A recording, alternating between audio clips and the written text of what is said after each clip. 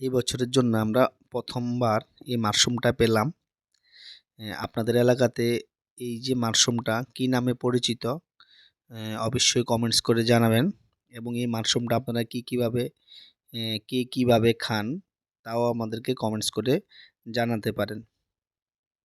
আমরা বেসিক্যালি এটা সবসময় সিমের বিচি দিয়ে রান্না করে বাড়িতে।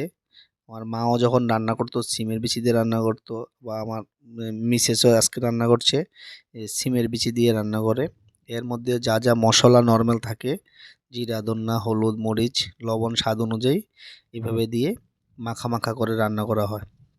এটা মানে এই মাশরুমটা খুবই টেস্ট লাগে এবং এগুলি বিশেষ করে গ্রামে পাওয়া যায় বৃষ্টির পরটা দিয়েই, যেখানে খ্যারের খ্যার রাখে ওই এর আশেপাশে পাওয়া যায়। প্লাস যেখানে বাঁশ বাগান থাকে, অর্থাৎ বাঁশঝাড়, যেখানে বাঁশঝাড় থাকে বাঁশঝাড়ের আশেপাশে এগুলি পাওয়া যায়। তো এগুলি সবসময় পাওয়া যায় না, আমরা বাজারে ঘাটে পাবেন না। তো রান্নাটা হয়ে গেছে, এবার এটা টেস্ট করে দেখি খেতে কেমন কীরকম হয়েছে।